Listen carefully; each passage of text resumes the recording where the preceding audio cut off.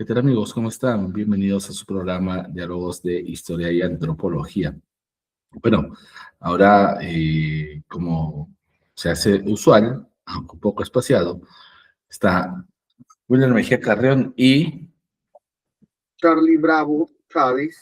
Y hoy ya vamos a tratar de seguir conversando como lo estamos tratando de hacer habitualmente, bueno, no tan habitualmente, con cierto espacio, pero vamos a hablar de un elemento, parte de lo que es el proceso de conquista, invasión de los españoles a América y que es el tema de lo que es la extirpación de idolatrías, ¿no? O sea, cómo poco a poco el catolicismo, para poder arraigarse, empezó a combatir a lo que consideró las religiones paganas, ¿no? O sea, los retazos que quedaban de lo que entendieron por paganismo, idolatría, y esto es interesante, lo que ellos entendieron, porque Sí, hubieron cosas que estaban ahí en la frontera, que eran discutibles y que incluso algunos extirpadores iban a decir que sí era idolatría, pero que otros católicos lo habían considerado como no.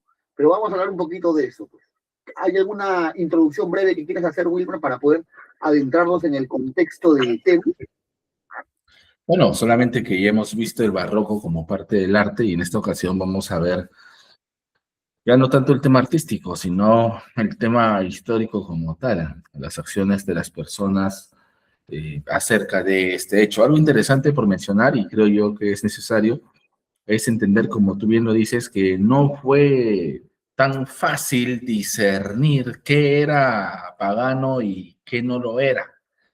Y particularmente yo siento ahí que por esa ambigüedad, entre otras cosas más, es que también mucha de la sabiduría del antiguo Tahuantinsuyo, o mejor dicho, de lo andino, porque Tahuantinsuyo para mí es una etapa en la historia del Perú prehispánico pequeña, y la cultura andina, lastimosamente, entre otras cosas más, porque van a haber las epidemias, las guerras y todo eso, pero yo creo que también una de las cosas fundamentales por las que desapareció buena parte de la sabiduría andina fue justamente la extirpación de idolatrías. Con esto no estoy diciendo que España tenía la intención explícita de eliminar de repente cosas que hubieran servido posteriormente, sino que el problema es qué se consideraba hechicería, qué se consideraba brujería, qué se consideraba paganismo, y que en realidad no lo era, era parte de repente, por ejemplo, de la medicina tradicional. Es probable que se haya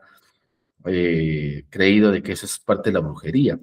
De repente también buena parte también de seguramente de los símbolos, de las formas de, entre comillas, leer, cierta simbología también van a desaparecer, porque van a estar asociados a lo oculto, a lo críptico, a lo diabólico, así. Entonces hay que entender un poquito ya, inclusive haciendo un poquito de antropología en el sentido de que hay que entender la mentalidad y la cultura de estos españoles, de estos cristianos del siglo XVI. ¿No? O sea, no podemos juzgar con nuestros ojos del presente este hecho, es lo que pasó, y yo estoy de acuerdo con el historiador del Busto, José Antonio del Busto de Uturburu, que él decía que la conquista no debe ni celebrarse ni sentirnos mal por ella, sino hay que asumirla. Y yo pienso que en este caso es así, la extirpación de idolatrías fue algo que sucedió, no es ni para celebrarlo ni para satanizarlo, sino es para entender el proceso y a partir del aprendizaje de este proceso saber qué es lo que sucedió en la medida de lo posible, saber qué es lo que sucedió y bueno, a aprender eh, de esto, ¿no? Entender mejor el proceso para tener una mejor forma de comprender nuestro presente, ¿no? Bueno, Charlie, continúa, adelante. Sí, o sea, primero hay que entender que el elemento de la evangelización es algo que es muy importante en lo que es el proceso de conquista, tanto del Perú como de América, porque es el elemento que legitima la empresa que hacen los españoles, entendida como el acto de venir de un territorio lejano a conquistar, invadir otro, encontraba su justificación en la necesidad de salvar las almas para el cristianismo. Los españoles asumieron, en parte avalados por la Iglesia Católica también, de que estaban cumpliendo la chamba de Dios o de Jesús, porque al retirarse Jesús a los cielos en la ascensión que se relatan en los evangelios, el Cristo les da una especie de, como una especie de misión, si se quiere llamar, a los apóstoles diciendo que vayan por el mundo y cristianicen a las personas en el nombre del Padre, del Hijo y del Espíritu. Entonces, los españoles vienen y la evangelización se convierte así en una parte, en una cara de la moneda de la cual no se puede desligar de todo el proceso de violencia que acarrea toda conquista. El proceso de la conquista obviamente va a tener elementos de violencia, obviamente, porque es un proceso de invasión, de guerra, de matanzas, y también, pero ojo, hay gente que ha pasado esto como un edulcorante, de hecho pensar de que esto fue como que no, recontra tranquilo, o mitigando los aspectos más cruentos, más terribles, más nefastos que tuvo este proceso, porque los tuvo, y eso no se puede negar. Y también hay gente que ha exagerado en la sevicia, ha exagerado en, por así decirlo, la maldad y la violencia que había en el proceso. En el proceso existen cosas, es un proceso en el cual va a haber pues actos de violencia descomunales, tremendos, pero también va a haber momentos en los cuales va a haber personas que voluntariamente acepten pasarse de bando o acepten a esta nueva empresa conquistadora o invasora. Hay que entender también, y esto es muy importante, que a veces la gente olvida, que como muy bien tú lo dijiste, cuando la gente habla del pasado andino, a veces habla asumiendo como si todo fuera el Tahuantinsuyo, y el Tahuantinsuyo había sido todo, y no había más. Y en realidad, el Tahuantinsuyo solo es la cúspide de un proceso que ya tenía milenios, y que el Tahuantinsuyo no era tan armonioso como muchos suponían, de que como si fuera el reino de los pitufos, que todos están felices, y no es tan así, porque había muchos pueblos que en el fondo detestaban a los incas, y como lo hemos mencionado ya con anterioridad, muchos de estos pueblos son los que poco a poco empiezan a abrazar con mucha fuerza a lo que son los conquistadores, ¿no? Tal vez en un inicio pensando de que pueden utilizar a los conquistadores o a los españoles para vencer al Inca y después proclamar su independencia. O sea, aprovechamos de estos barbudos que están llegando aquí, con sus armas derrotamos al Inca y después nosotros mismos nos deshacemos de los barbudos porque son pocos y nosotros somos un manchón y recuperamos la independencia. Eso también nos deja ver que, muy por el contrario de que muchas personas puedan pensar, los pueblos andinos también eran pueblos estratégicos. No es que ellos agarraron y dijeron, ¿sabes qué? Vamos a ser manipulados en el proceso, sino que ellos también plantearon estrategias. Y dentro de ese planteamiento de estrategias, algunos pensaron que se podían valer de los conquistadores. Como el proceso no les salió tan bien a muchos de ellos también optaron voluntariamente por convertirse al cristianismo. Y es que, aunque algunos dicen que no, que esto es una prueba de que muchos quisieron todo, también hay que entender que en un periodo de guerra, muchas personas ven su conveniencia, porque el ser humano es capaz de adaptarse. Entonces muchos encontraron de que, bueno, sabes que el mundo anterior parece que ya se perdió, y estos señores vienen con un nuevo mundo, yo tengo que adaptarme a esta nueva circunstancia. Y encuentran en la cristianización, encuentran en la evangelización una oportunidad para ser asimilados a la nueva corriente que está llegando y que amenaza llevarse todo como una marea descomunal.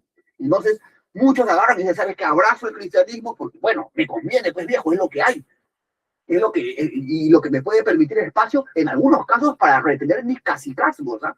Porque había muchos curatas, muchos caciques que dijeron, ¿sabes qué? Se viene una nueva realidad, entonces, ¿cómo yo me mantengo como elemento, como parte del engranaje del poder? Pues bueno, facilito eso volviéndome cristiano.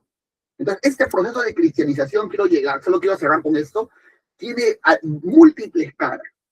Una de esas caras es la parte violenta, agresiva, que va a tomar el proceso, porque lo va a tomar, y otra parte es una parte en la cual muchos andinos empiezan a darse cuenta que tal vez les conviene hacer el tránsito. Y es por eso que se van a ver casos como el de Pau Yuinca, por ejemplo, que apoya mucho a los españoles, y que antiguamente, y con esto cierro, con una interpretación chauvinista, nacionalista, demasiado, pues demasiado propia de los 70, algunos interpretaron a Pau Yu como un traidor a la patria, ¿no? Y no es que sea un traidor, sí, porque el Perú de esa época no es el Perú de ahora, pues no existía como tal. ¿Traidor a qué? No, no, son otras realidades. A veces cometemos el Sí. error de al juzgar la historia con los ojos del siglo XXI, con los ojos del 2025, juzgamos sociedades de los años 1500 y son realidades totalmente diferentes, pues. Efectivamente, Charlie, estoy de acuerdo contigo. Pienso de que dos cosas, ¿no? Número uno, a Pablo se lo ha juzgado de manera negativa, pero también es porque se ha hecho este anacronismo de hacerlo ver como un traidor a la patria, de una patria que no existía en ese momento. Sí, es sencillo. Entonces, no tiene sentido en ese caso. Y otro es el tema de la adaptación. Muchos andinos, curacas, lo que hicieron fue por conveniencia, como en todo el mundo, al ver de que ya no existía, pues ya estaban estos nuevos señores cristianos dominando estas tierras, pues hubo pues también su dosis de conveniencia dentro de todo esto. Eso me hace acordar al, y un poquito saliéndome del tema puntual, a lo que sucedió después con la República, ¿no? Cuando el llamado pues los indios iquichanos, cuando se sublevan contra la novísima República del Perú. Muchos hispanistas del YouTube han querido ver en esto a gente, sí, ven, sí querían a su rey, lo amaban. Y no es tanto que querían a su rey o lo amaban, sino que justamente viene un poco lo que tú dices, ¿no? Cuando viene la República trae nuevas reglas, nuevas formas que al parecer a varias comunidades indígenas no les cuadraba porque iba contra sus propios intereses de ese momento. Entonces se rebelan contra eso y obviamente pues tienen que asumir eh, una bandera, y esta bandera es la del rey de España porque es el que tiene, o lo que pues, supuestamente tenía, pues les daba el derecho, la concesión de sus tierras comunales y sus derechos como indios a tener ciertas concesiones. Pero yo he visto, o sea, es un tema eminentemente económico y político. Pero hay hispanistas que lo quieren hacer ver, no, ya ven, los siervos peruanos estaban de acuerdo con su rey, no querían perderlo, lo amaban, lo querían, y no es tanto así. Y lo mismo con el Inca Paulo, ¿no? El Inca Paulo también es una figura que ha sido polémica por varios siglos. Bueno, desde los últimos 200 años en realidad, porque hasta lo que yo sé del virreinato no había ese problema. Ahora, justo también una cosa que me hace acordar, estuve leyendo una novela histórica que es de Beatriz Clara Coya, así se llama la novela histórica. Ahorita saco el nombre del autor, que es un autor peruano, es muy interesante, 1600 Beatriz Clara Coya, ¿no? De Roberto Rosario Vidal. Y justamente, bueno, es una novela histórica, pero es muy interesante porque narra la vida de Beatriz Clara Coya y narra, me gustó, algunas cosas me gustaron, otras no, eh, pero lo que me gustó fue cómo narra desde la perspectiva de Beatriz Clara Coya prácticamente el paso pues entre el incanato y el virreinato. Y es interesante ver cómo entre las mismas familias incas había desacuerdos.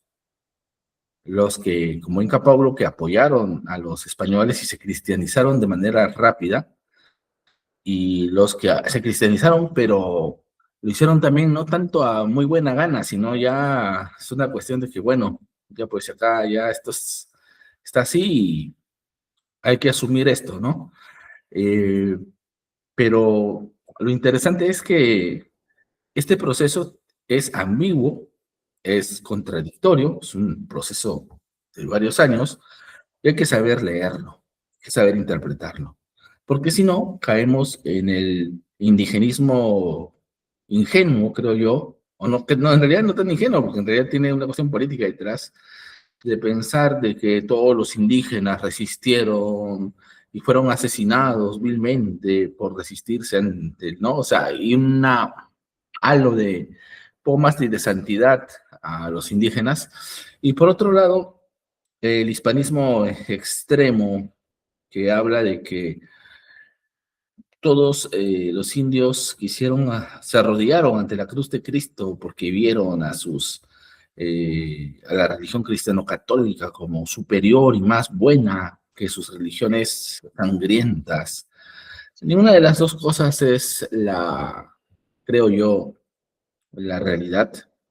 La realidad es mucho más ambigua y polémica de lo que se nos quiere hacer ver. Y en realidad acá hubo, creo yo, de todo un poco. No sé, Charlie, si deseas añadir algo más. Sí, ya yendo al tema, pues, de que lo que tú has mencionado, pues, de propiamente la evangelización, entonces hay que entender que los españoles no podían no evangelizar a los pueblos de América porque era lo que les daba justificación a la conquista. O sea, ellos se justificaban porque, bueno, ¿sabes qué? Yo voy a cobrar tributos porque estoy encargándome de difundir la palabra de Dios. Y eso es así. Entonces, de hecho, que esto ha tenido múltiples interpretaciones.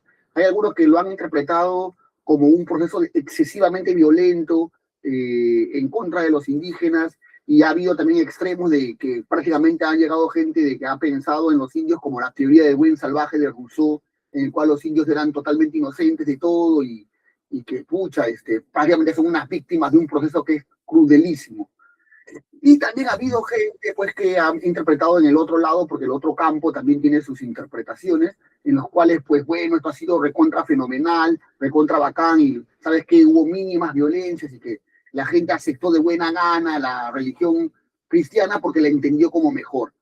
De hecho, que hay algo interesante, los datos pueden calzar para cualquiera de las dos interpretaciones, pero si nos fijamos bien, son datos muy aislados, o datos muy, ¿cómo les podría decir? Pues, la verdad es que si tú quieres, hay una idea interesante de Edward Hale Carr, que justo estaba leyendo esta semana el texto que es la historia de Carr, que me parece uno de los textos más bonitos, más interesantes, que yo he podido disfrutar desde que he sido estudiante universitario. Y Carr habla del tema de los datos, ¿no? De la interpretación histórica. Los historiadores construimos interpretaciones o construimos lo que se va a entender como la historia, si se quiere llamar oficial, a partir de los datos. Pero muchos de esos datos no hablan por sí solos, sino que vienen a partir de la interpretación que le da cada investigador. Por eso Edward Carr siempre dice que antes de estudiar historia, estúdiese al historiador, porque cada persona viene con su interpretación. Pero vamos a esto, la objetividad de la historia, la objetividad del discurso histórico, entonces es imposible, porque si eso es cierto, que cada interpretación depende del intérprete, entonces hay una subjetividad o hay múltiples realidades o hay múltiples verdades, no es tan así, porque para Carr, y en esto sí concuerdo y comulgo con él, la veracidad no se encuentra en la interpretación, sino que en que el intérprete trate de incluir todos los datos relevantes posibles para hacer su análisis. O sea, datos va a encontrar. Si tú quieres interpretar, por ejemplo, viejo, que este proceso fue muy bonito y que todo estaba fenomenal, vas a encontrar algunos datos que avalen esa postura. Si tú quieres interpretar que esto fue crudelísimo y que fue extremadamente violento, también vas a encontrar. Pero la objetividad sería tratar de conversar con toda la variedad de datos que yo encuentro. Porque hay algunos que se fijan solo en unos datos y obvian la gran masa de otros datos. Y en otros escenarios hacen totalmente lo opuesto.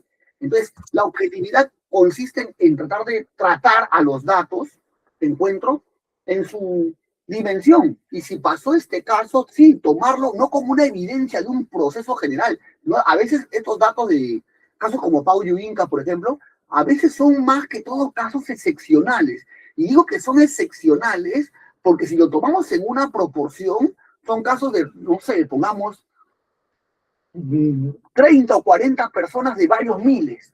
Y eso es una excepción. ¿Está claro hasta allí? Entonces, pero bueno, si tú quieres formar una interpretación a partir de eso, pues lo vas a poder hacer porque vas a encontrar datos que te respalden.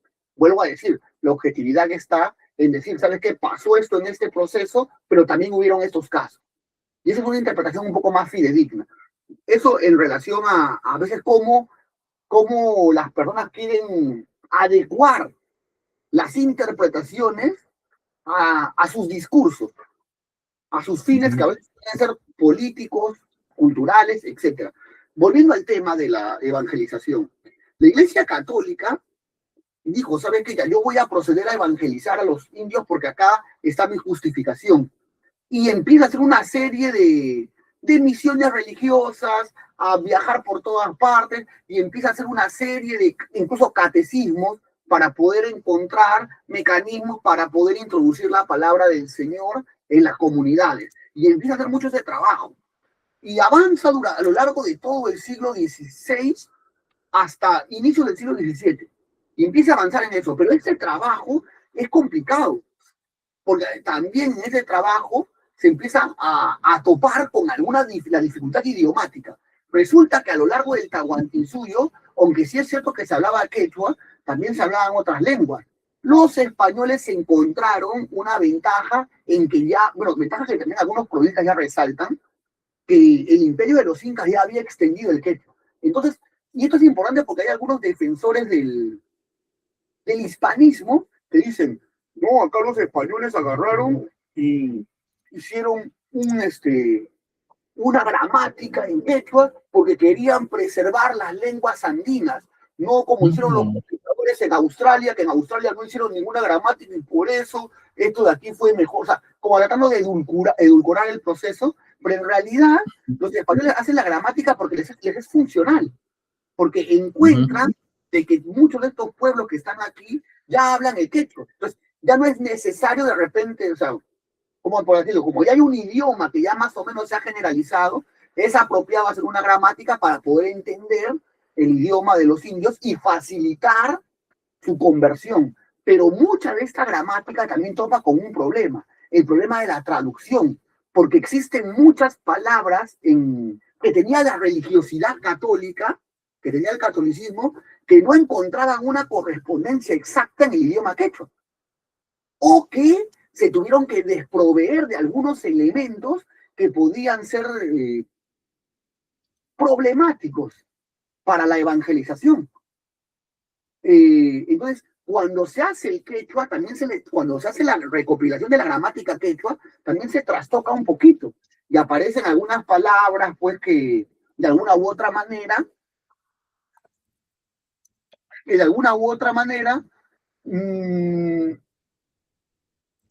pierden su sentido original y se ven trastocados por la lupa de los cristianos. Así, por ejemplo, pasan con una serie de cosas. Carlos Estensoro, en el texto del paganismo a la santidad, que es un texto muy interesante sobre cómo se va dando este proceso, menciona algunas de estas cuestiones, ¿no? De que pasó con algunas palabras, por ejemplo, la palabra taqui, que significaba también, que significaba baile, pues, fue desprovista en las traducciones de un poquito de esa traducción, de ese sentido de la palabra baile, y se le ligó a otras formas. Por ejemplo, en este momento, cuando se hacen las traducciones, algunos buscaron el tema problemático, y es que era complicado, por ejemplo, decir, oye, y la palabra Dios, y la palabra, o sea, Dios por entendido como un único Dios, ese concepto no había en el quechua, y como no había, era un problemático a veces traducir o buscar una palabra que le sea equivalente, o la palabra Espíritu Santo, por ejemplo. Entonces, como esas palabras no encontraban equivalentes, a veces en las traducciones de los primeros catecismos lo que se hacía era establecer la palabra así nomás, ¿no? O sea no buscar la traducción, sino a mencionarla en el español nativo, o en el español, por así decirlo. Bueno, es más o menos uno de los problemas que se toparon al inicio, ¿no? Incluso en la traducción de la mismo quechua. Solo quiero cerrar con esto, que el quechua que nosotros conocemos, o que se ha podido traducir, por así decirlo, también ha sido trastocado un poquito por este proceso. Y no es muy probablemente el que originalmente tenían los andinos, ¿no? Efectivamente. Es más, he escuchado decir que en realidad el quechua que se habla ahora sería como una especie de quechuañol, porque ya está muy mezclado con el español, no es un quechua puro, por decirlo de algún modo, que qué idioma es puro, porque en realidad paran constantemente en cambio. Sin embargo, es muy interesante ver cómo la extirpación de idolatrías y su funcionamiento servían a una lógica de dominación. Eso hay que entenderlo bien. Y como bien has mencionado, si se conserva el quechua, hay otros idiomas, inclusive, hasta lo que yo entiendo, las lenguas generales en el Perú eran tres. Y cuando digo lenguas generales, es que serían como ahora lenguas oficiales: el quechua, el aymara y el puquina. Y estas lenguas fueron las oficiales para evangelizar. Pero hay que entenderlo bien. No fue porque los españoles eran buena gente, porque eso es lo que he escuchado también. No, es que eran buena gente, a diferencia de los ingleses malditos. Los españoles eran buena gente y vieron en el quechua algo valioso que conservaron. Bueno, valioso podría decirse que sí, pero ¿para qué? ¿Cuál es el objetivo? No era valioso porque encontraron que era intrínsecamente bueno por X motivo, no, porque servía para, en este caso, dominar. Hay que entenderlo bien, hay que decirlo, sino que los hispanistas se muerden la lengua y no quieren decir. Bueno, a los indigenistas le pasa lo mismo con el Tahuantinsuyo, ¿no? Al final, una vez escuché a Hugo Blanco decir que en el Tahuantinsuyo el campesino elegía libremente, en el Tahuantinsuyo el campesino elegía libremente, qué cosecharon o sembraron. No sé, ahí sí me entra la duda, porque en una estructura política donde hay dominación, no creo que haya tan libremente elegido, ¿no? Creo que, no sé, pero bueno. Una de las cosas interesantes que hay que entender es que este proceso de extirpación de idolatría va a tener sus altos y sus bajos.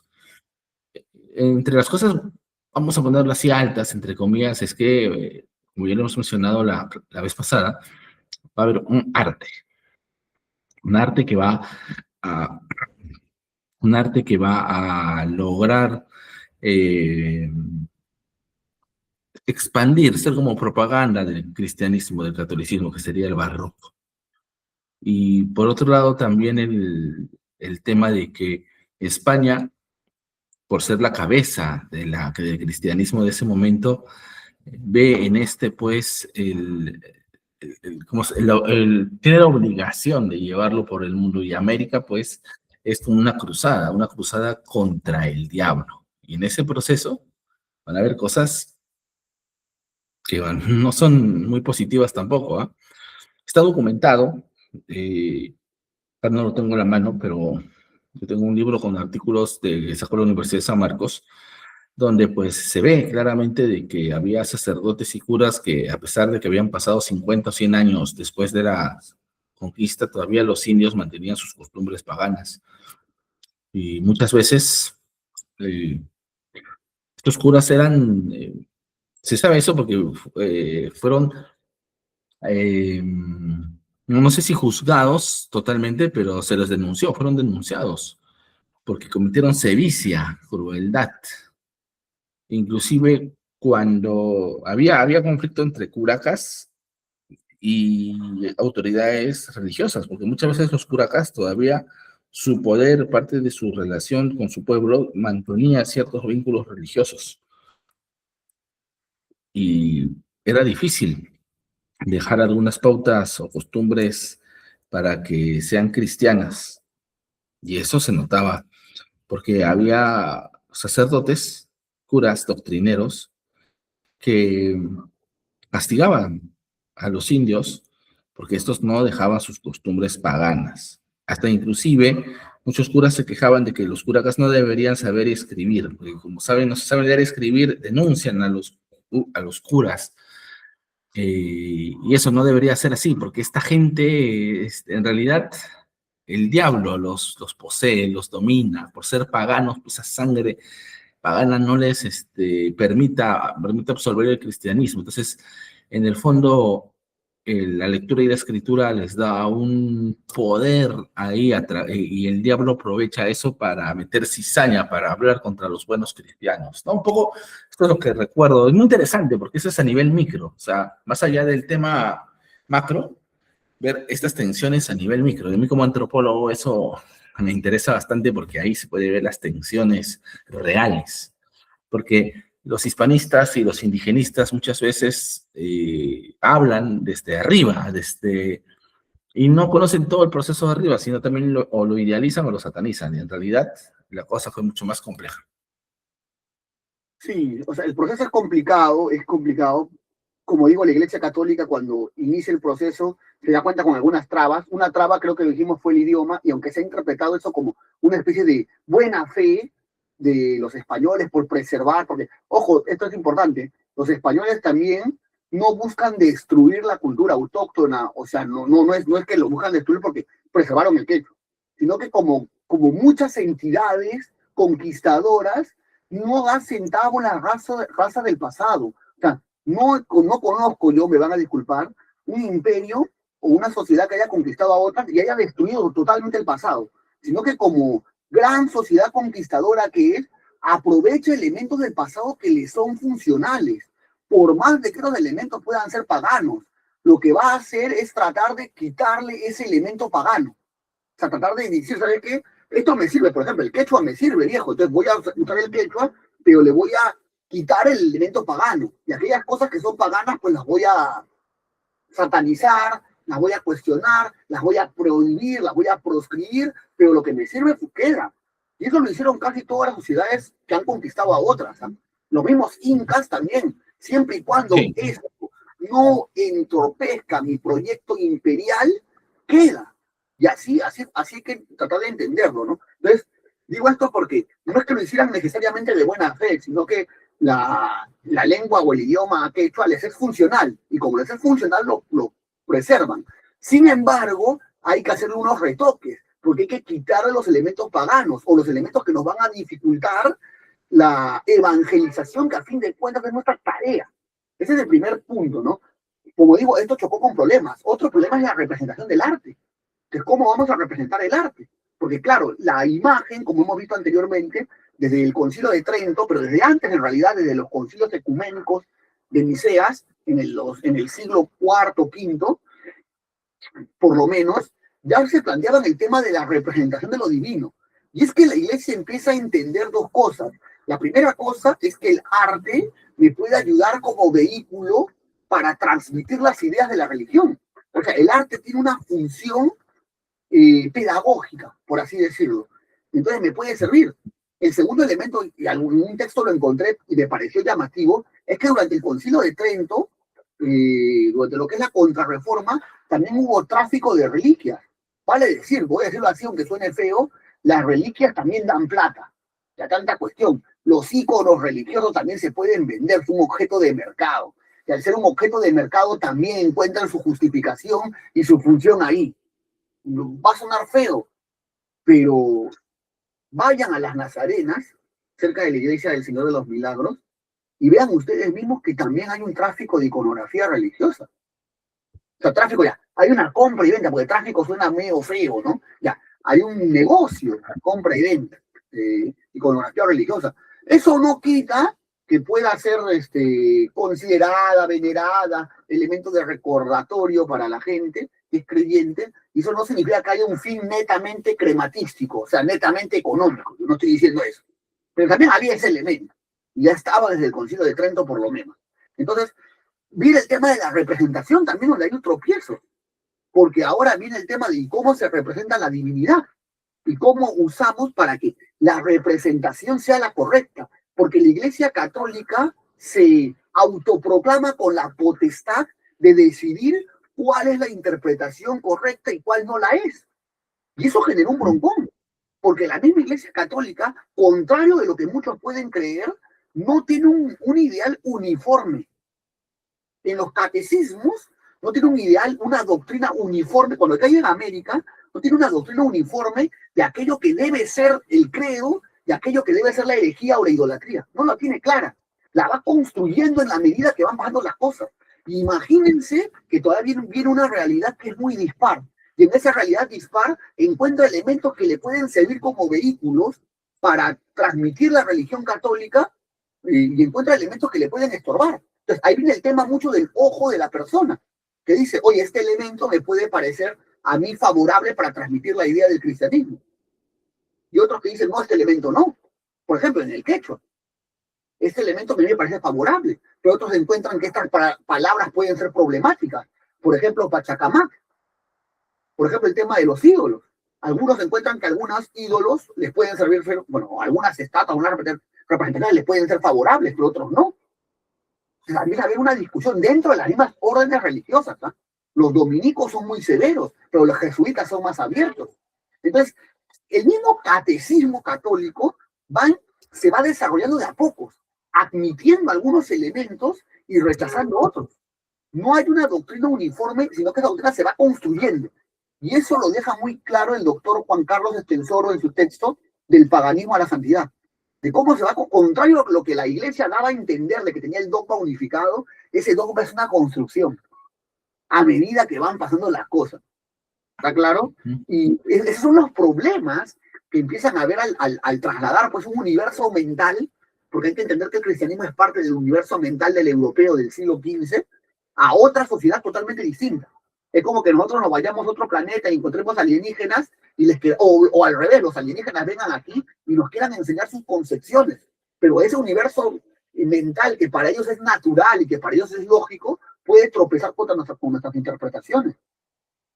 Y ahí tiene un broncón, porque los alienígenas, si nos quieren conquistar, van a darse cuenta que hay cosas que tenemos nosotros que les sirven a ellos y que las pueden usar.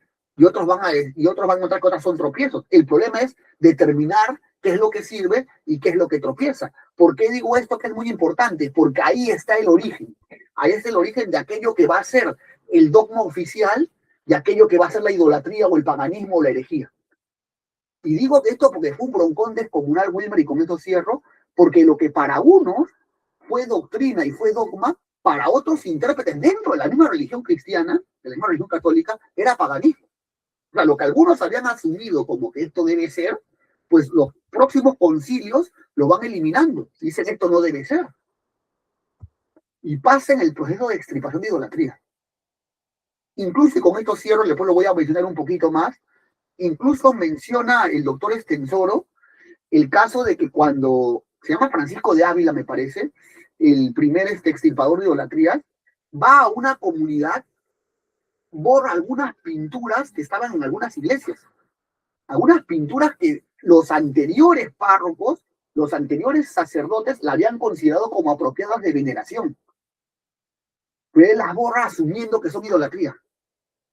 Y ahí viene el tema de, porque muchos extirpadores, y con eso termino, y es una idea que a mí me ha llamado la atención porque la he escuchado hasta en tiempos recientes, muchos decían que es el diablo el que se esconde detrás del santo, o es el diablo que se esconde detrás de la imagen. Lo que pasa es que la imagen no sigue el canon, o sea, tiene que haber un canon de representación para representar, valga la redundancia, a la deidad, a la divinidad, al santo.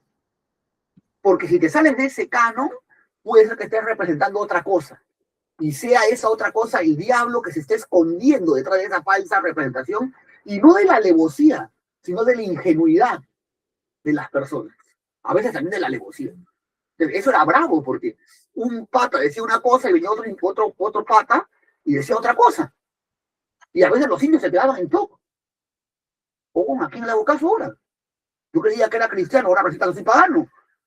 Entonces, bueno, eso te dejo. Un hereje, un hereje. Un hereje.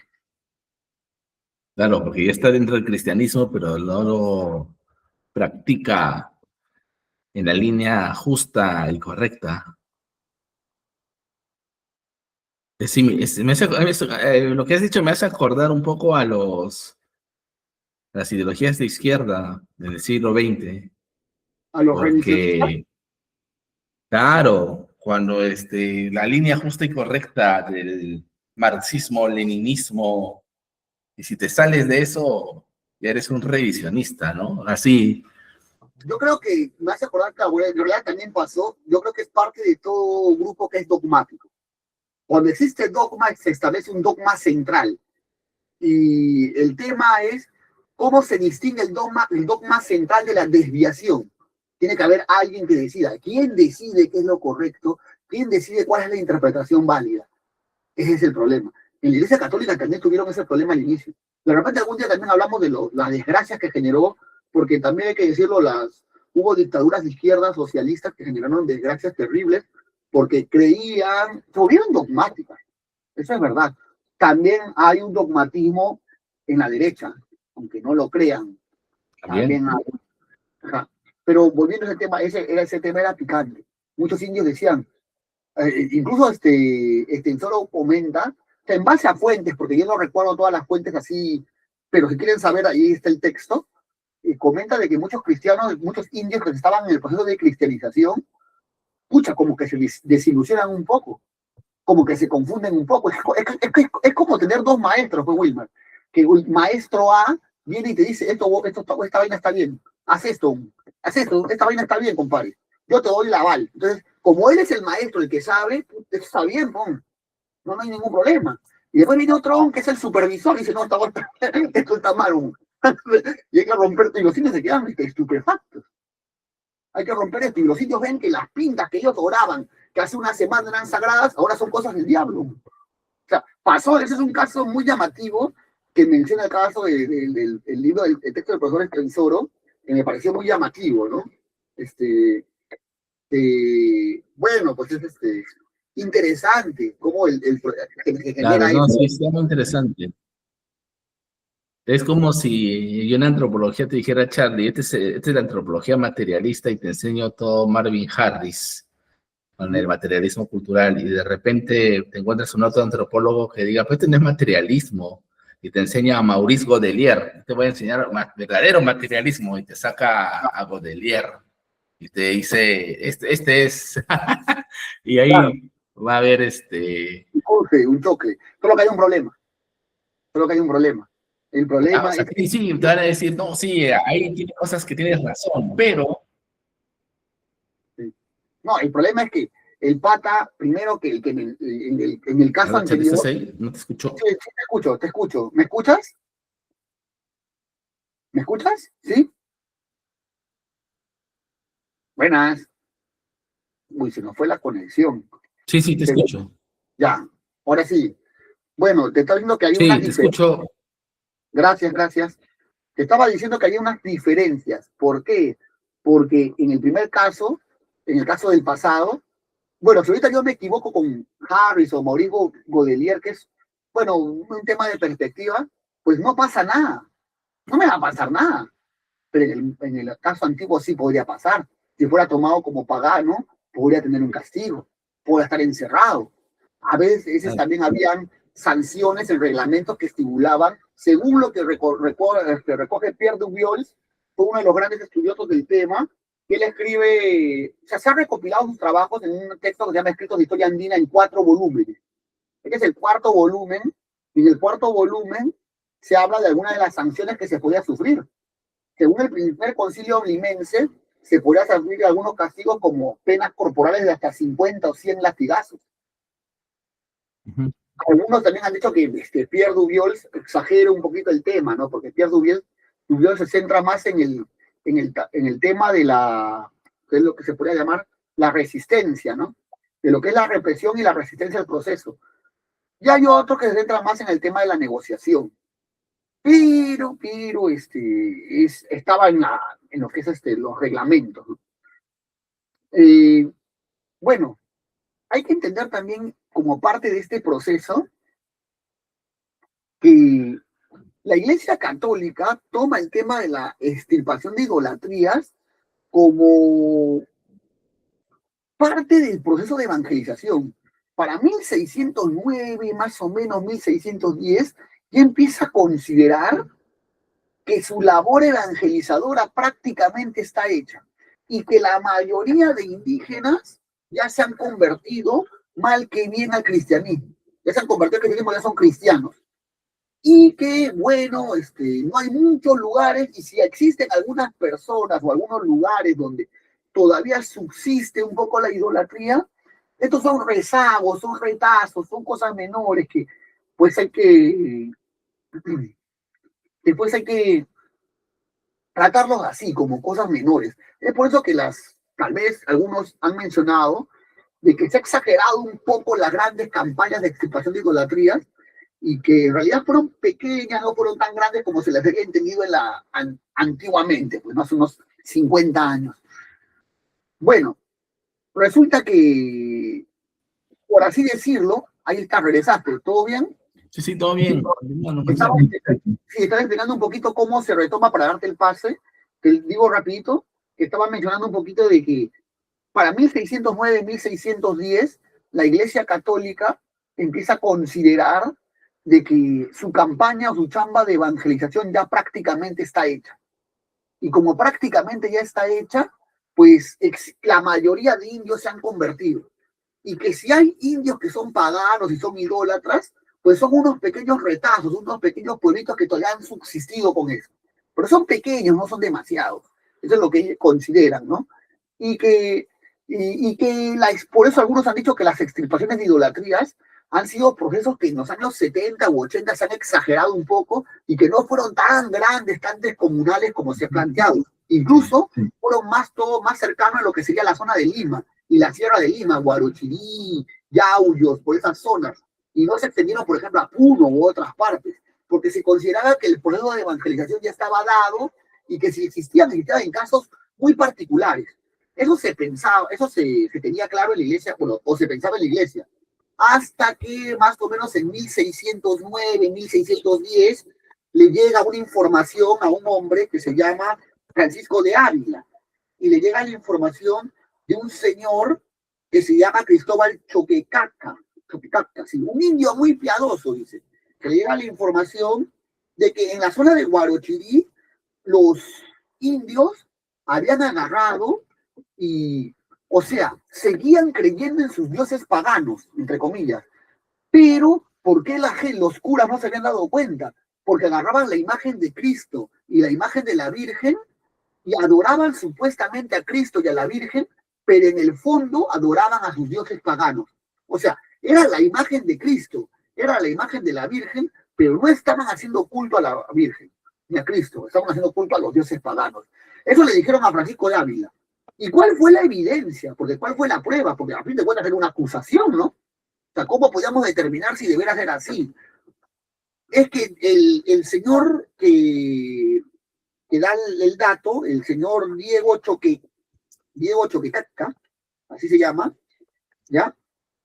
Disculpa, Cristóbal Choquetaca, le dice a Francisco de Ávila que la razón, la forma de darse cuenta es que la fecha de la fiesta es el 15 de agosto y que esa fecha se usaba antiguamente para celebrar en la región a los dioses Payacaca y Chaupiñamoc.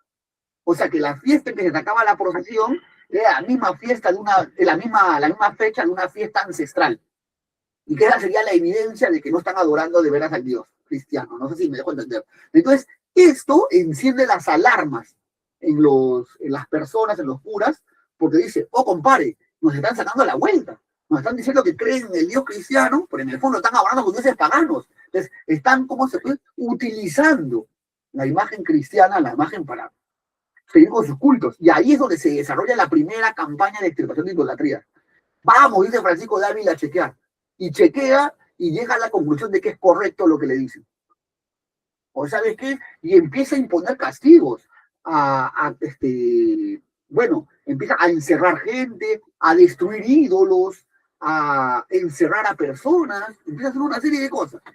A una constante que quiero cerrar de darte el pase,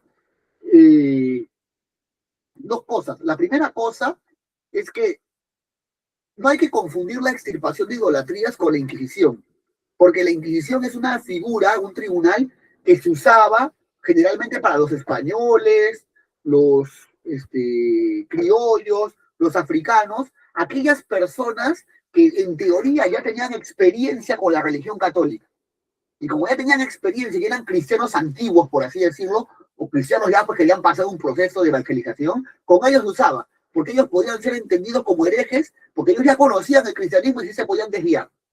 En cambio, con los indios no se usó mucho el tribunal, salvo una excepción que escuché por ahí en el caso de Tacna, no me acuerdo bien, salvo una que otra excepción. Con los indios se usaba el tema de la extirpación de idolatría, porque se consideraba que estos patas eran nuevos, novatos, y en su recién aprendizaje, en lo que eran neófitos, como eran novatos, podían caer. Ajá, exactamente, podían caer.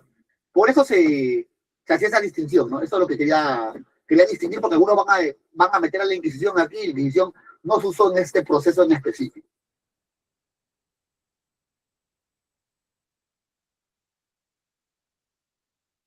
Así es muy interesante lo que afirmas y efectivamente es un proceso que el padre de Ávila va a, no sé si decir va a recrudecer, va a sonar un poco sesgado, pero eh, va a esforzarse más por hacer de que se cumpla realmente la cristianización y catequización de los indios.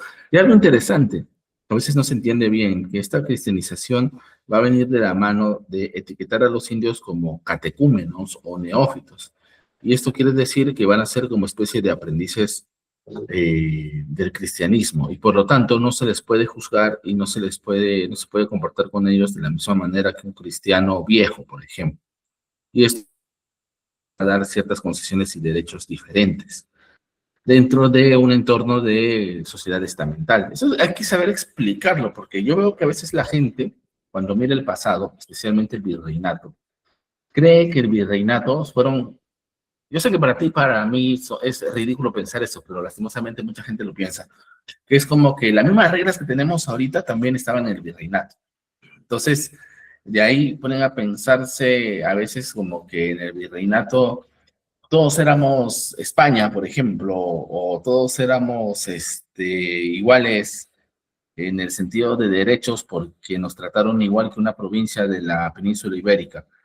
Y mira, ni siquiera las provincias de la península ibérica tenían igualdad, porque habían fueros, habían diferencias, o sea, lo normal era la desigualdad.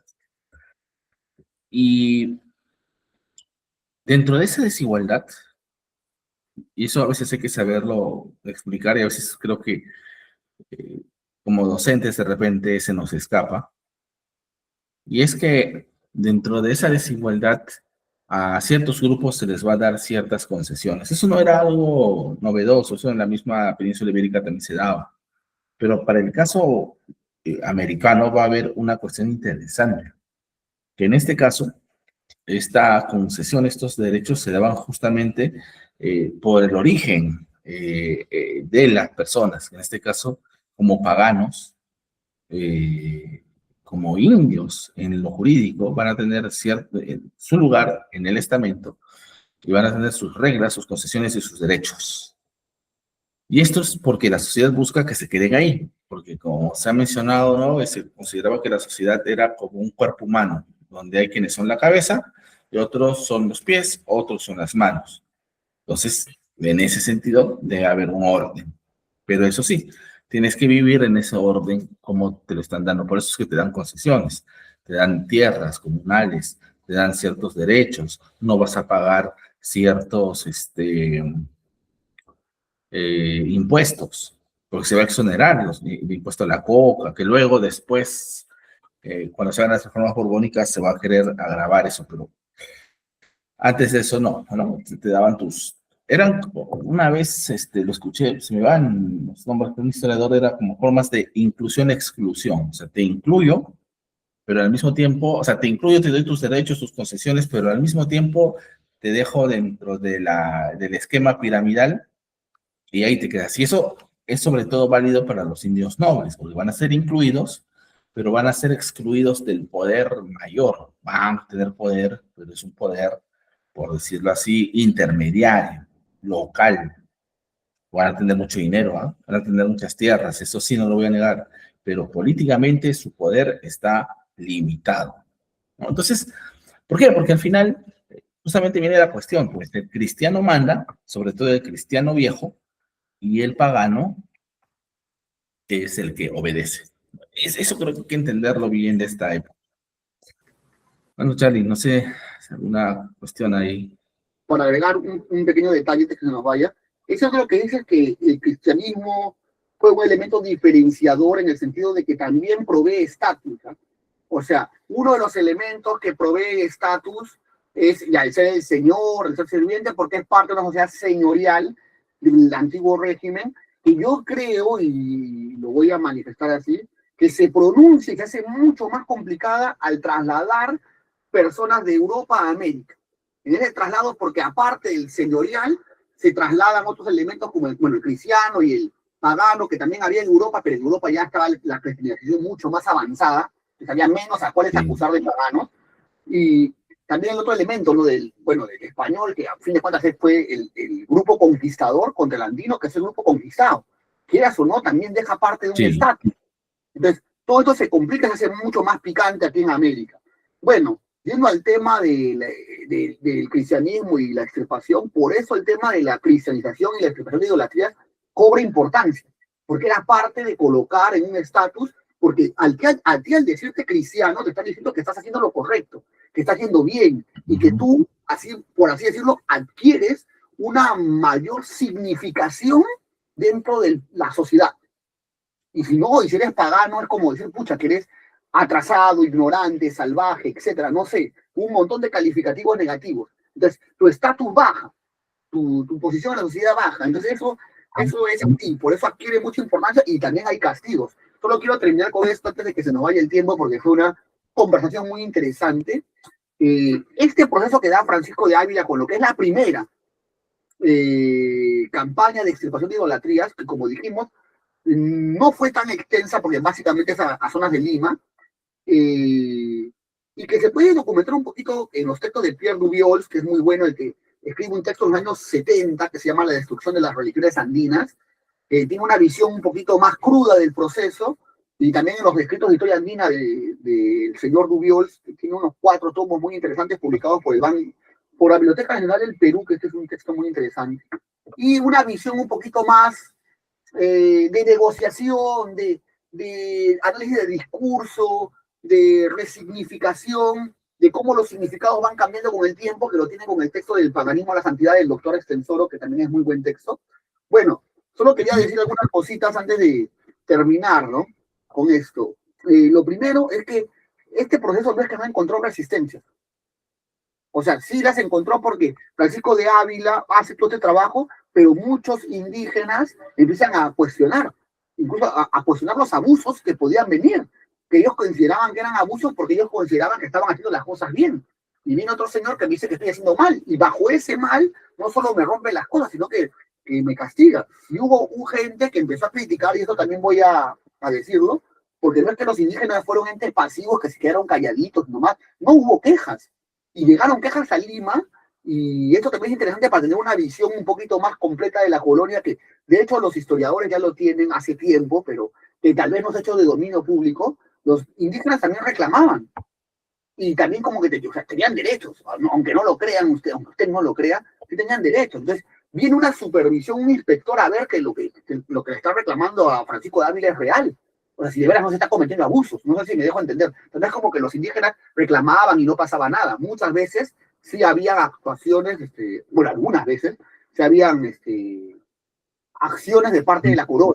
Está claro hasta ahí, porque más adelante cuando hablemos van a ver ustedes que indios van a los tribunales, van a juicios, hay un montón de cosas. O sea, no crean que tampoco fue así tan como la leyenda negra, ¿no? Que de un extremo al otro, pero tampoco es tan edulcorado que eran igualitos. No hay que poner las cosas en su perspectiva correcta. Entonces,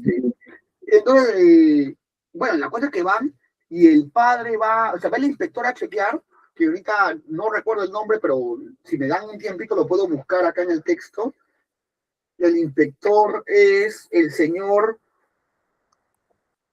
ya, el visitador eclesiástico es el señor Baltasar de Padilla, va a chequear y a visitar, Sí, ¿no? búscalo. Más bien, yo voy a salir y entrar un toque, ¿ya? Ahorita vuelvo. Ya, va Baltasar de Padilla y y había una acusación del señor Cristóbal Lacaurinca, que estaba acusando al señor Francisco de Ávila de abusos.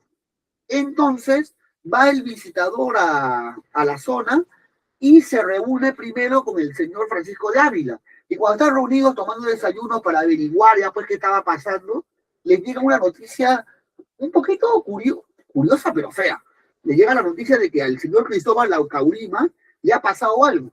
Un criado va corriendo y le dice a Francisco de Ávila y al visitador que el señor Laucaurima está que se muere. ¿Pero por qué está que se muere? Porque le empieza a sangrar la nariz y a sangrar la nariz, y que parece que está perdiendo mucha sangre y que está muy mal y que por favor lo vayan a ver. Entonces el señor Francisco de Ávila, como buen sacerdote que es y que está preocupado por el bien del prójimo, el señor Francisco de Ávila va y se pone sus hábitos, todo, y llega. a la zona donde encuentra al hombre moribundo.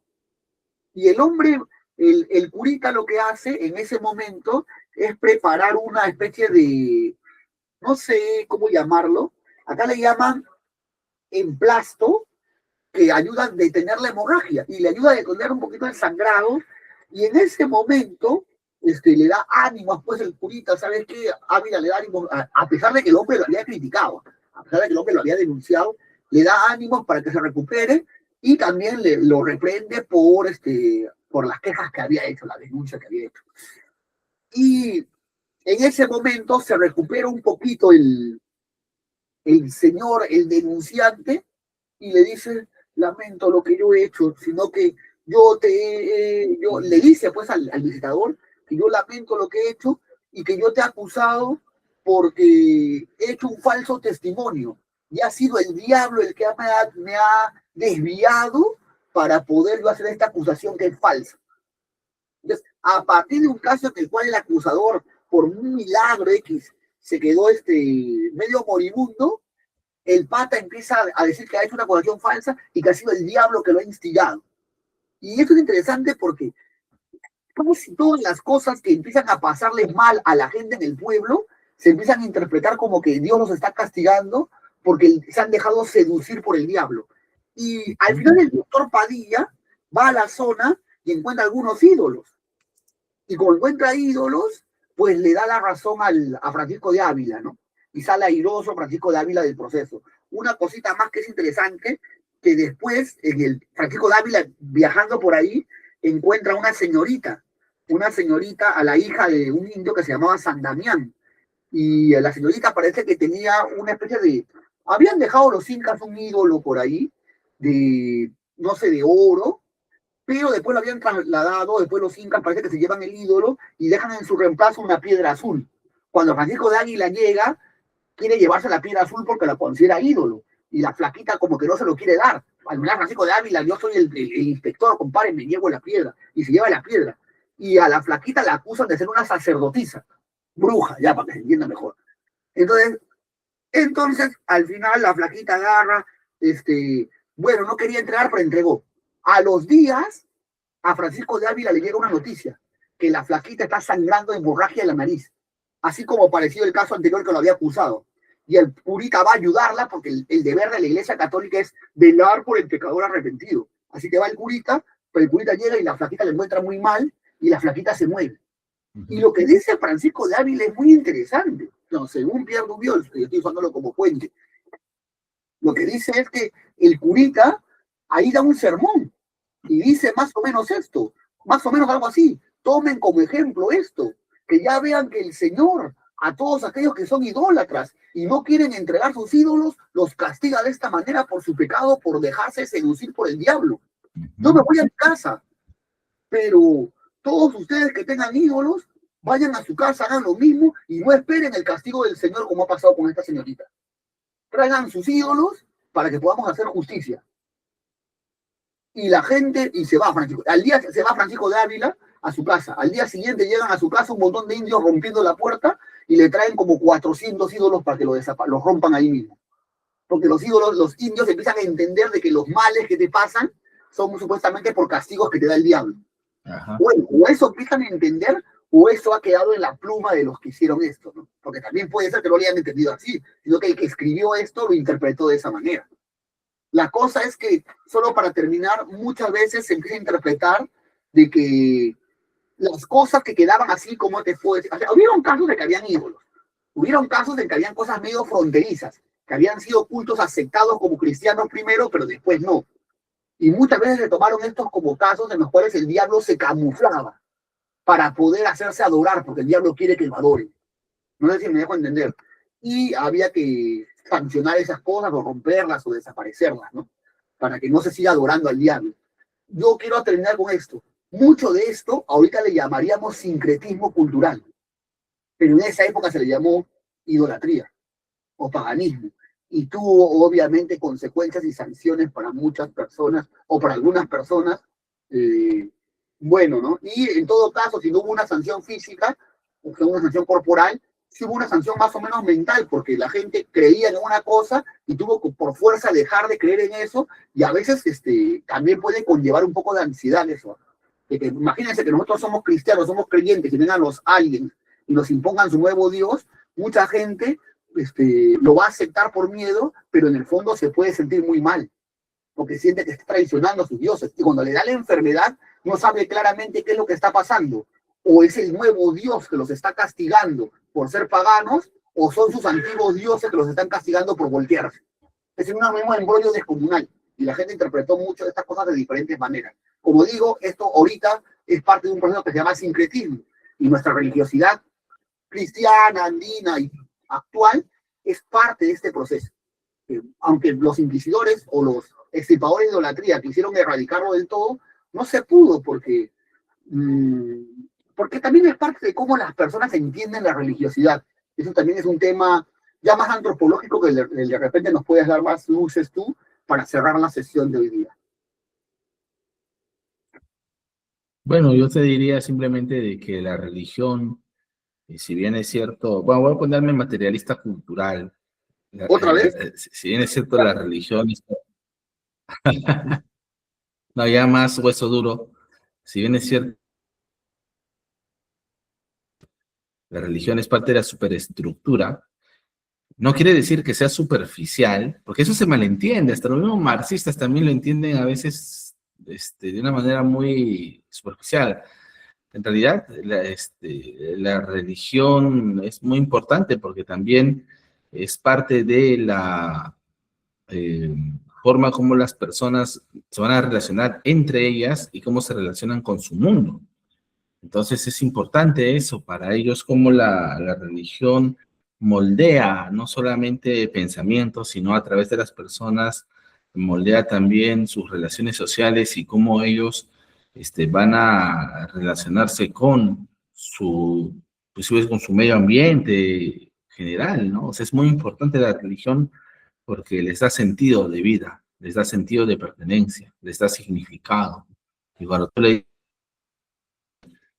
quitas significado, le quitas parte de su sentido de vida, hasta sentido de pertenencia, y la gente se cae, pues, ¿no? O sea, no, así de sencillo. O sea, eso hay que entenderlo. Aparte de también, otra cosa es también el tema de que es muy probable y seguramente que esa religión también haya sostenido roles sociales de poder,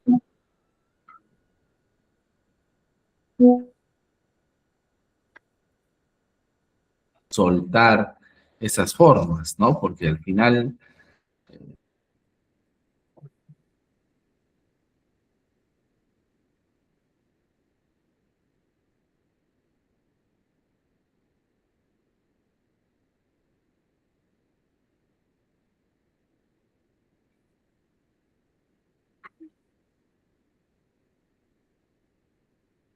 ahora diseño. No sé si por ahí, bueno, un poco la señal Inestable. está un poco mal. Sí, sí, sí, está inestable, pero voy a ver acá justamente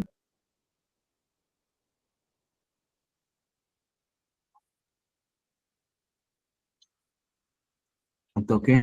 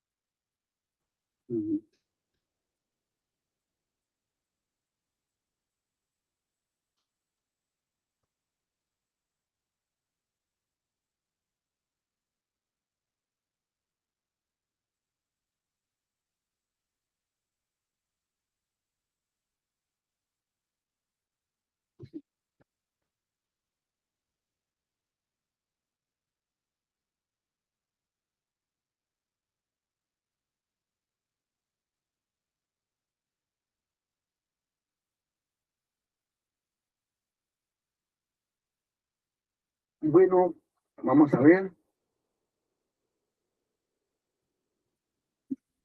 Ahí está. Acá estoy, ¿Qué acá está? estoy, Ahí. acá Ya, ahí estoy. trata de cerrarlo un poquito porque está un poco inestable para cerrarlo porque Sí, sí, está inestable, pero vamos a cerrarlo. Bueno, entonces,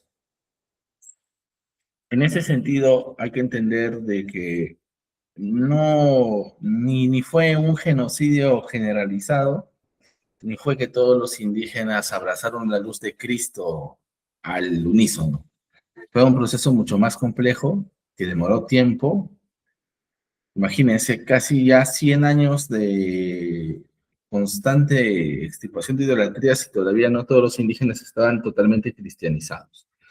Entonces, bueno, es un tema bastante complejo que es difícil de abordar de manera tan amplia, pero hemos tratado de dar un acercamiento, una aproximación. Yo sé que para un historiador o una persona más versada en esto, seguramente que esto le quedó como, estos han agarrado la superficie nomás. no, Y es verdad, obviamente, claro, y es verdad. No obviamente. pretendemos ser total y absolutamente completos en ese sentido, ¿no? O sea, creo que esto demoraría varias horas de mencionar personajes, nombres, mencionar todo lo que se hizo, porque inclusive una de las cosas que se nos habría quedado es, por ejemplo, como el Concilio de Trento y sus reglas a partir de los concilios limenses es lo que se impone también, ¿no? Eso tampoco no lo hemos hablado mucho, me parece. Sí, no hemos podido hablar de eso. Que Sí. como bien está en el texto de Carlos Extensoro. Carlos Extensoro habla de los tres concilios y Ujú. creo que es uno de los mejores textos para poder estudiar el tema, ¿no? Así es, Eh, así es. Bueno, yo creo que con esto ya terminamos antes de que se nos vuelva nuevamente inestable la red. Y bueno, Charlie, entonces nos despedimos. ya nos vemos la otra semana, cuídense, suerte, hasta luego. Hasta luego.